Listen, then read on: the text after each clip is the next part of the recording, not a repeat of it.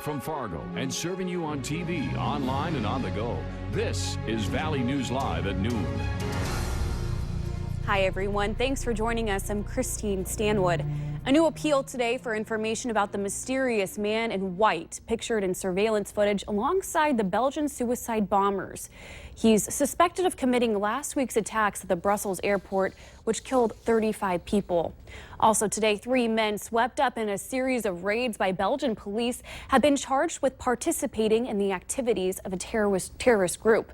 Several others were taken into custody in Belgium, Italy, and the Netherlands, all after riot police clashed with hundreds of so-called hooligans in Brussels yesterday. And Belgium released the sole suspect today prosecutors had arrested directly in relation to the Brussels terror attacks. Officials have released the name of the semi-truck driver involved in the train collision in Callaway, Minnesota. The driver has been identified as 31-year-old Baya Abdella Buta from Mandan, North Dakota. Buta was not injured, but 2 people on the train were treated for minor injuries. No word yet on if Buta will be facing charges stemming from this crash. Top Minnesota DNR officials will visit Itasca State Park to discuss the park's need for tens of millions of dollars of repairs.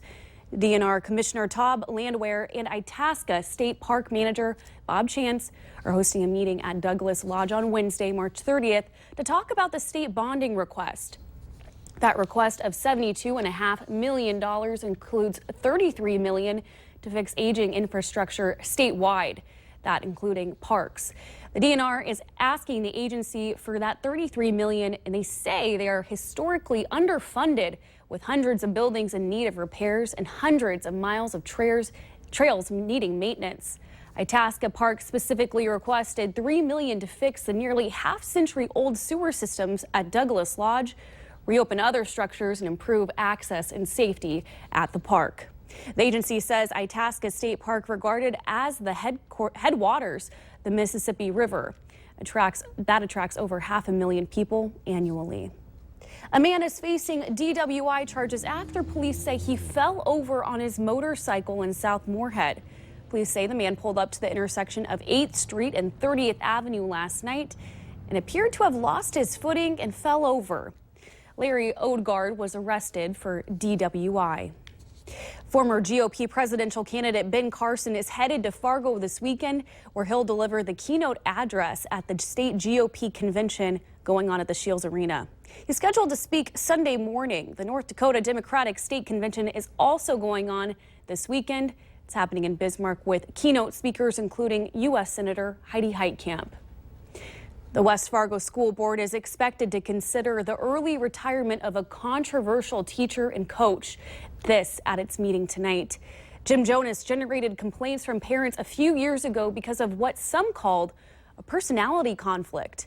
Under a retirement deal we first told you about last week, the district is offering to pay $22,000 to his teacher retirement, and Jonas would agree to waive any future legal action against the district. It's warm with spring-like temperatures this afternoon, but is it here to stay for the rest of the week? Let's check in with meteorologist Robert Hahn. Robert? Yeah, very nice out there. Temperatures at this hour mostly in the 40s and 50s. Tomorrow, for the most part, a pretty nice day. We'll start to see some changes late tomorrow, and in a word, no, it will not stay this way as we head through the rest of the week. 39, however, the cool spot up in Baudette, 43 in Roseau and Thief River Falls. It's 51 here in Fargo. 52 Wahpeton, Fergus Falls, and in Sisseton. Winds generally out of the east and northeast, 5 to 15 miles per hour with an occasional stronger gust, and that's the kind of winds we'll see as we head through the rest of the day. Not a whole lot of cloudiness out there, but we'll see a few high clouds streaming through from time to time. More clouds rolling in as we head through the day tomorrow. Underneath what few clouds we do have, no precipitation, none anticipated today, but late tomorrow we'll start to see that chance for some rain and maybe some snow over parts of the area. Today, pretty nice. Tomorrow, pretty nice until late in the day. A couple of warm days, but much cooler weather as we head towards the middle and latter portion of the week. How cool do we get? Who has the best chance of rain and snow? We'll let you know coming up in just a few minutes. Thanks, Robert. One woman is warning others to be wary of potential housing scams, all after it happened to her. A Maryland woman says she fell victim to a scammer she believes is based in Fargo. Shauna Bruno discovered the scam after she signed a lease and paid a $2,000 security deposit. Police say there isn't much they can do to get her money back. The Better Business Bureau says it's also best to talk to the landlord face to face and see the property for yourself before signing anything. I think scammers realize it's a pretty good way to make some money, unfortunately, and so they always put these ads out there, and sometimes people run into them and have a bad experience. The BBB says if you're only contacting the person through phone calls or emails, it's probably a scam. You should also look for improper grammar in advertisements. That could also be a sign of a scam. A new study finds millennials are saving more money than any other age group. This according to the study released today by Bankrate.com. A whopping 62% of millennials say they're saving more than 5% of their incomes. That's up from 42% last year. The study found just 50% of older adults in ages 30 and up are saving more than 5% of their pay. Overall, 21% of employed Americans said they're not saving any of their paycheck.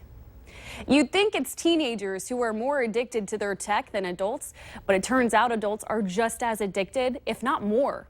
According to the findings of a Nielsen survey about which age groups are most distracted by technology at mealtimes, baby boomers were found to be the most distracted by tech.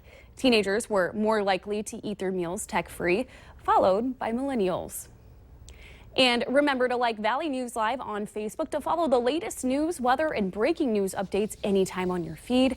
Just search Valley News Live, like our page, and you'll stay informed all day. And coming up, why patients with implanted medical devices might need special care in emergency situations. But next, we have weather to plan your day.